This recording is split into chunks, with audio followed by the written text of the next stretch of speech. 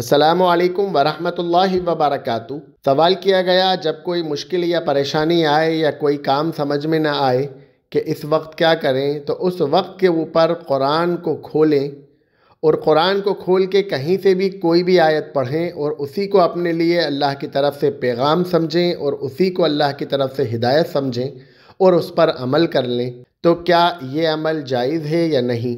देखिए, इस अमल को फ़ाल निकालना कहा जाता है। दौरे जाहिलियत के अंदर भी फ़ाल निकाला जाता था, कभी तीर के ज़रिए से, कभी क़ुरा अंदाज़ी के ज़रिए से, कभी लकीरें खींचकर।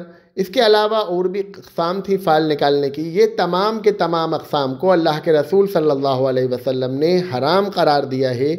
ये अमल जायज़ नहीं है।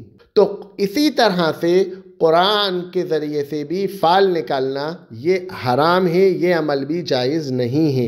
कुरान को कहीं से भी खोला जाए और खोल कर देख कर आदमी की आयत, जिस आयत पे नज़र पड़े और वो समझे अल्लाह की तरफ से ये खुसूसी पैगाम मेरे लिए है, इसकी कोई दलील हमें किसी भी हदीस की किताब में नहीं मिलती। ना ही सहाबा का इस पे अमल मिलता है और ना ही कुरान फ़ाल निकालने का ज़रिया है।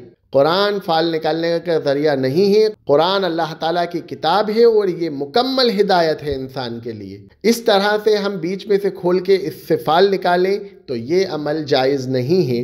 इमाम शहाबुद्दीन क़राफ़ी रहमतुल्लाह अलैह कहते हैं कि फ़ाल निकालना हराम है।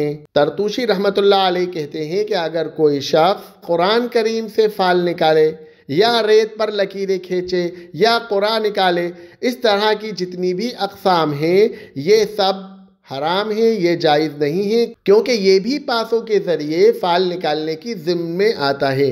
तो इस मसले के अंदर तमाम अइम्मा का इत्तेफ़ाक़ है कि कुरान मजीद से फ़ाल निकालना ये अमल दौर जाहिलियत के अमल की तरह ही है, इसीलिए ये अमल जायज़ नहीं है। व आखिरु दावाना अनिल हम्दुलिल्लाहि रब्बिल आलमीन।